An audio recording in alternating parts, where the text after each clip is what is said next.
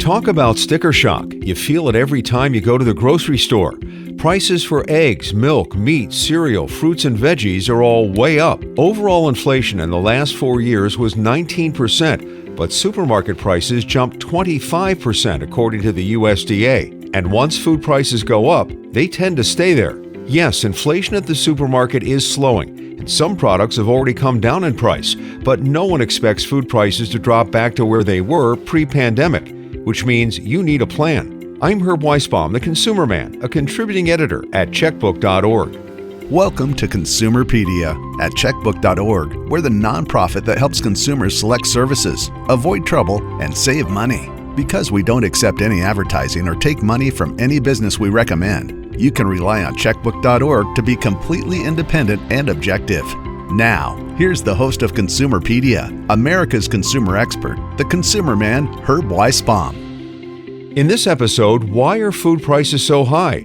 The tricks food manufacturers use to disguise those price hikes, and how you can get the most for your money when you go to the supermarket. Let's start the conversation with reporter Abha Bhattarai, who covers the economy for The Washington Post. Thanks so much for having me. So it's clear the grocery prices are way up since the pandemic and haven't come back down to where they were. Some of this is due to higher costs for manufacturers, some is due to consumer demand, and some from profit taking. You've written about all of this. Let's take a look at each one independently. Talk about the economic factors that have realistically driven up the price. Well, this started really during the pandemic, early on when supply chains got all muddled. Everybody was stuck at home, transportation lines got shut down, and we really started to see a surge in prices then. But prices have stayed high for a number of reasons, including labor shortages and higher wages for workers along the food production line.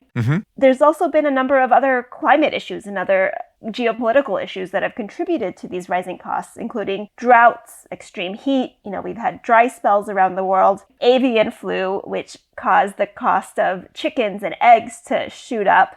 And the war in Ukraine has really lifted fertilizer prices, which, as you know, filters into many different types of groceries. And demand has been up. People have been putting more money into the food they buy, right? Yeah, this is really interesting to me. I didn't realize this, but of course, early on in the pandemic, we were all stuck at home. People started cooking. They learned to cook. They maybe started experimenting with new ingredients and higher quality ingredients, and they've kept that up for the most part. Even as food prices have gone up, people have been willing to shell out for higher quality cuts of meat or fresh produce, nuts, all of those premium products, and that's keeping prices elevated as well. So from what I understand, the farmer is not the one who's making the extra money. It's the food processors who are making the extra money. And in some cases, from what I've read, they've deliberately decided to keep the prices higher when they could back them off with inflation going down. Is that right? That is what the Biden administration is saying, and it's really offered a sharp rebuke of these practices. And it's also setting its sight on retail grocery chains, which have also had larger profit margins than usual. And so there are a lot of different factors at play here. But I've read some of the transcripts from the calls some of the CEOs of food companies have had with investors, and they've quite honestly said, yeah, we decided to take advantage of this and boost our profits, and we're not going to back them down for a while. Yeah, I think there is this sense among companies that for a long time during the pandemic, they were shouldering extra costs, whether that was for shipping or for materials or labor. And now that consumers are willing to pay a little bit more, they're saying, hey, let's keep prices elevated if we can and maybe make up for some of that lost ground. As you know, grocery prices play a big role in how people perceive inflation. So this is probably one reason why, despite inflation overall going down, why so many people feel sour about the economy? Absolutely. Grocery prices and gas prices are the two biggest prisms through which people view the economy and inflation.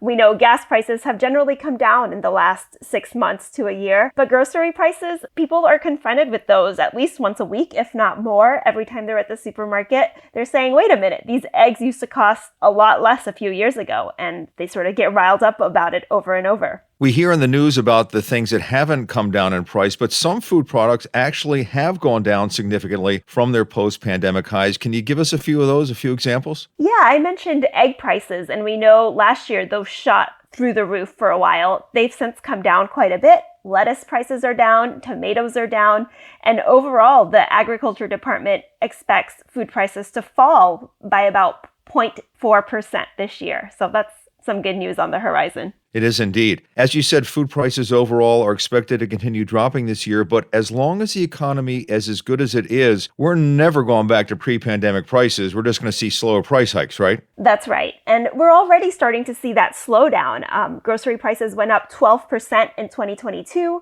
Last year, it was about 1%. So that's a dramatic slowdown, but that still means prices are going up, and we're never going to get back to those pre-pandemic prices. Is part of this decrease in pricing at the supermarket due to consumer reaction to higher prices? They're either choosing to do without, or I hear a lot of people are switching to cheaper alternatives, the store brands and that sort of thing. Absolutely. We're hearing about a lot more people who are shopping around, maybe going to different stores to get exactly what they need for the week. And they're also trading down, like you said, a lot more store brands and maybe, different lower priced ingredients as alternatives. Do you think food manufacturers are getting the message that people are only willing to put up with so much of a price hike on their favorite foods and they've got to be careful what they do, that they just can't keep pushing as hard as they've been? Absolutely. We've already started to see the consumers slow down in a number of ways. They're trading down in other ways.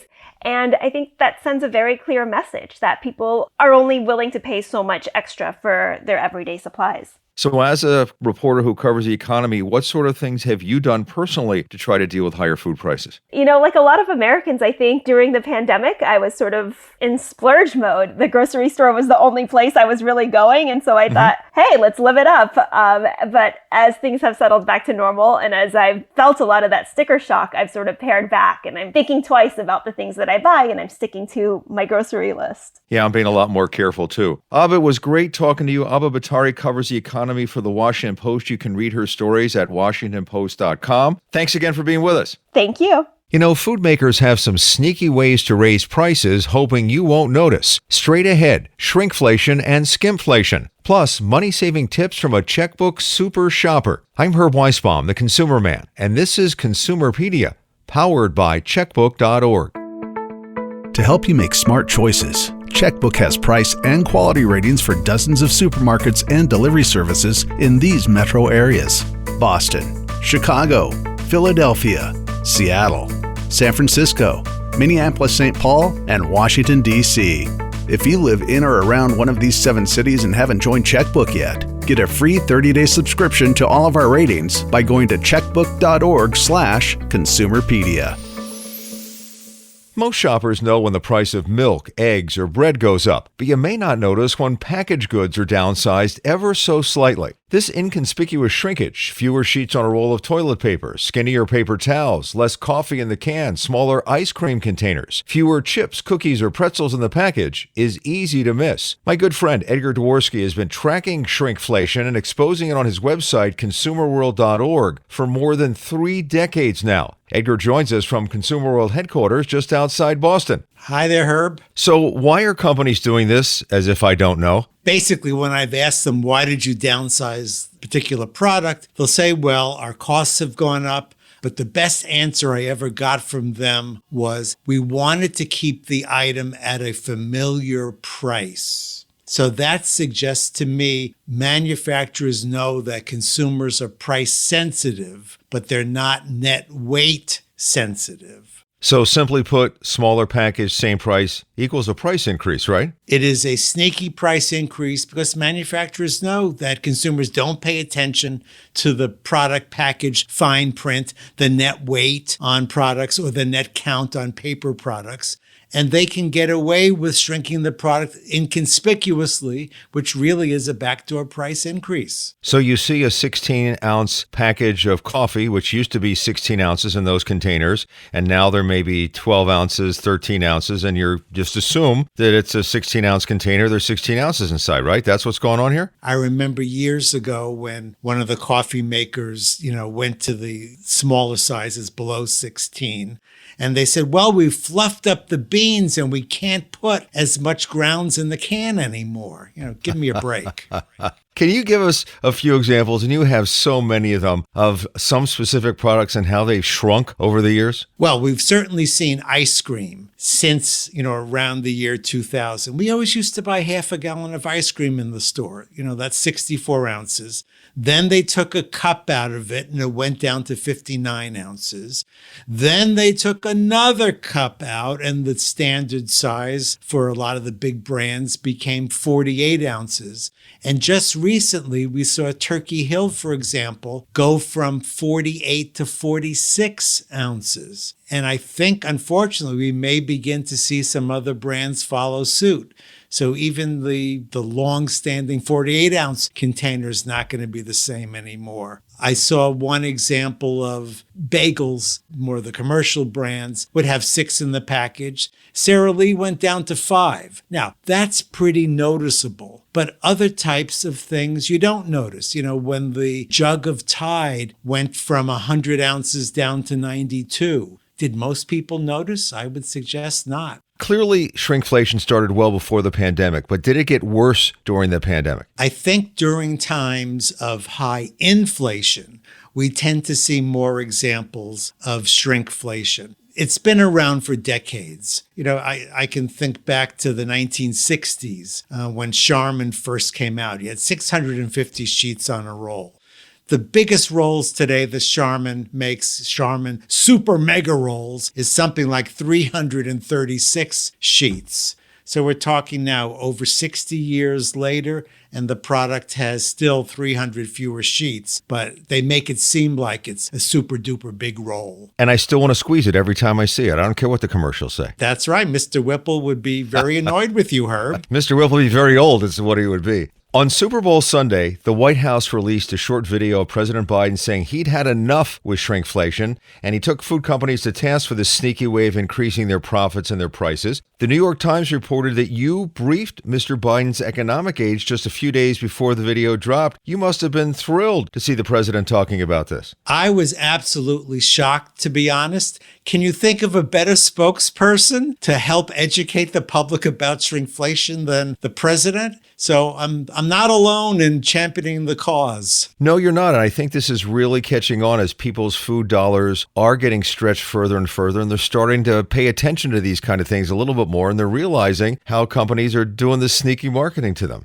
You pointed out to me that shrinkflation has given birth to another sneaky form of price increase, what you've termed skimpflation. What is that? Well, skimpflation is when a manufacturer reformulates the product, either waters it down or uses cheaper ingredients. To give you an example, wishbone salad dressing. I happened to notice in the store there was an old bottle and a new bottle side by side, and we all know that oil tends to rise to the top. The old bottle had more oil at the top of the bottle, because you can see through the top, than the new one. Mm-hmm. So what did they do? They wound up presumably adding more water to the product and less oil. That's skimpflation. So you're getting a lower quality product for the same price. Exactly. Cheaper ingredients, less of the good stuff. And I think that's actually, in some senses, a more deceptive practice than shrinkflation is. Shrinkflation, if you look and have a good memory,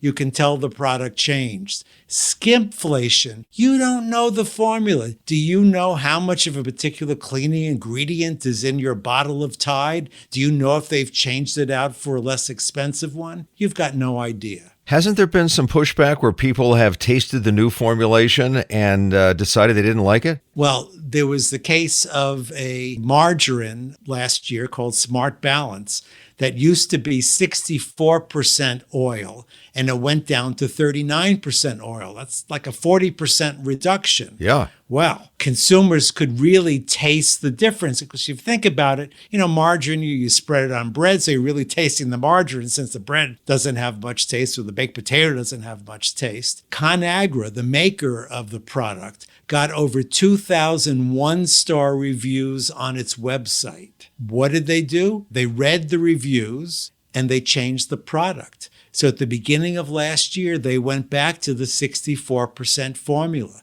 That's kind of a real victory for consumers, but it's very rare. Absolutely. That is a victory. Some companies have changed the formulation of their ice cream, reducing the amount of milk fat, so they can't call it legally ice cream anymore. It's now a frozen dairy dessert. That's right. A number of years ago, Breyers was one of them that did it. There's another brand that just did it. So if there's less than 10% milk fat in the product, just as you said, they can't call it ice cream anymore, and they call it frozen dairy dessert. But would you happen to notice that the words ice cream just disappeared from the carton, and all of a sudden, maybe even in smaller print, it says frozen dairy dessert? I don't think so. So if you're tasting your ice cream and it doesn't taste like it used to, it's probably not your imagination. So, Edgar, what can we, the consumer, do about this other than switch brands? Is that our only option? Well, switch brands is pretty powerful. If a company starts losing sales, they may recognize that for sure and maybe go back to the old formula. You certainly can, write a complaint letter, send an email to customer service at the manufacturer. You'll get some coupons back maybe and save $1 or $2 on your next purchase, but they're not likely to change. It happened in the ConAgra case where so many people publicly posted the complaints. The company was able to do something. And just being a smart consumer at the store, products come in so many sizes and brands these days. How do you know which one is the best value? Use unit pricing so you can see which is really the best value, cost per ounce or cost per 100 sheets, for example, on paper products. That's the great equalizer. You get a lot of your examples of shrinkflation from the general public, so tell folks listening, if they see something they think has shrunk, how they can get it to you. Well, basically, visit mouseprint.org, which is one of the websites that I run where I've, for the past 16 years anyway, have spotlighted product changes. And you can send an email to me, Edgar@mouseprint.org. It really has to be a recent change. I'll try to do some research about it, and if it's really a popular national brand, I'll give you credit for it in the next edition of Mouseprint, where we spotlight other products that have gotten smaller. Edgar Dworsky is the founder and publisher of consumerworld.org. Mouseprint.org is a subdivision of that site, a true consumer crusader who really is looking out for all of us. Edgar, thank you so much for spending time with us. Well, thanks, Herb, and double check the net weight and net count of all your products. You got it. Well, up next, things you can do to save money at the supermarket, plus which stores consistently offer the lowest prices. I'm Herb Weisbaum, the Consumer Man, and you're listening to Consumerpedia, powered by Checkbook.org. Consumerpedia Fast Facts. The average American household spends $270 per week on groceries and roughly $1,080 per month, according to a recent survey by the Census Bureau. Families with children spend an average of $331 each week, or 41% more. Groceries cost significantly more in California and Nevada. In fact, 3 of the top 10 most expensive cities for groceries are in the Golden State: Riverside, Los Angeles, and San Francisco. People who live in Iowa, Nebraska, Michigan, and Indiana have lower than average grocery bills. You can spend less at the supermarket if you look for sales and other discount offers. Choose the right products and shop at a supermarket that offers consistently lower prices. Checkbook Associate Editor and Super Shopper Jamie Lettis is here to share some of her money-saving moves that can really stretch your family's food budget. Hey, Herb. So do you use a shopping list? Do you make a list before you head to the store? So I think we all kind of have our own routines that we do with grocery shopping. It's one of those things that most of us do at least once a week, if not more. And we all have our kind of habits and things that we do. So I actually, even though at Checkbook, we certainly advise you make an actual list because it helps you stay on track and helps you avoid impulse buying. I actually have kind of a list of my family's staples just in my head, things that I know that we buy almost every week: milk, bread, etc. So I have that list in my head, and then usually I try to think of which meals I want to make for the week. So it could be like something we make every week, like tacos, or it could be a new recipe that I saw online that we want to check out. And what I do is I screenshot the recipes and I bring those screenshots with me to the store, and one by one as I'm shopping, I look through to make sure I get all the ingredients. So that's kind of how I stay on track rather than a physical list. What I do is I look at the digital coupon offers before I head to the store, and sometimes they're pretty weak, 25 cents or 50 cents. But last week, I found a whole bunch that were $1 or more off the products I normally buy, and since I know the regular price, I know I got a real deal, so that's a great way to save money. Yeah, the digital coupons that many stores offer offer are great. Also the specials. I will caution that sometimes with the digital coupons, I find that they steer me toward a national brand. And even with the coupon savings, a store brand might be a better deal. So I think that that's something you want to make sure that you check out. Just because there's a coupon doesn't mean that that item is going to be the best buy. Absolutely. And we're going to talk about store brands in just a minute. Do you stock up on something when it's on sale? I found the coffee I normally buy was $2 off, and I bought 4 of them and stuck them in the pantry. Stocking up is a great way to save money if there's a good sale. And especially with a pantry staple like coffee, that's not going to go bad anytime soon. You've got plenty of time to use that product before it spoils. Definitely. And if there are things that you know that your family uses all the time, you definitely want to stock up when there's a good deal. If you don't have a store loyalty card these days, you're really missing out on a lot of the deals. Yeah, if you're shopping at a supermarket that offers a loyalty card program, you definitely want to make sure you're getting those discounts. Now, a little secret, if you're in an area with a store that you don't usually shop in, you don't want to go through the whole process of signing up. Every store usually has a store card that they'll use for you, and they'll just scan it and you'll get the discounts. You won't get any like gas rewards or anything else that the store might offer as a perk, but you will at least get those discounts. So we mentioned about choosing store brands, and earlier in this episode, we talked to someone from the Washington Post who said that's what she's doing in order to save money. They are significantly cheaper, and in most cases, I found they're really darn good. I've had the same experience. I have certain products that are, favorites of mine that I stick to the national brands on. Ketchup is one of them. I like Heinz ketchup. I just like the way it tastes. And it doesn't mean I won't eat it somewhere else, but in my own home, that's what I like. So I stick to that. But on most products, I'm very flexible and I save a lot of money by buying store brands. I pulled a couple of recent examples just to share. I like to shop at Aldi. I know they don't have it everywhere, but there are lower priced grocery stores no matter where you live.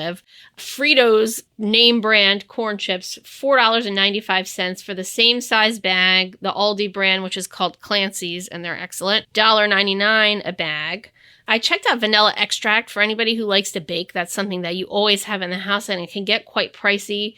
A bottle of McCormick vanilla, again, the same size bottle, you're looking at $24. Store brand, $17. Another couple quick ones, yellow mustard, store brand, $1.59. Heinz, $3.19 for 20 ounces. So you're serious about your ketchup and not your mustard. That's what we're doing. Okay. Exactly. But you know what, though? I think there are differences, right? Dijon mustard, I have a couple brands that I prefer just because I think that they taste different. But yellow mustard, to me, always kind of tastes the same. Yeah. One other product I was going to mention is shredded cheese, which I know a lot of us buy. I checked Safeway. Their store brand was $1.97 a bag. It happened to be on sale. But the national brand, I looked at Sargento, was $4.79 a bag. So, I mean, that's a pretty big savings. That would be a stock up for me. I would probably buy 3 bags. And almost all these stores give you a money-back guarantee if you don't like it, so you're really not risking anything. And in many cases, the stuff for them is made by the big-name guys anyway, so you're getting the same deal. You're just not paying off for all the advertising and the marketing involved with the national brands. Exactly. Something that's really important if you're trying to get more for your money, find the low-price stores in your area.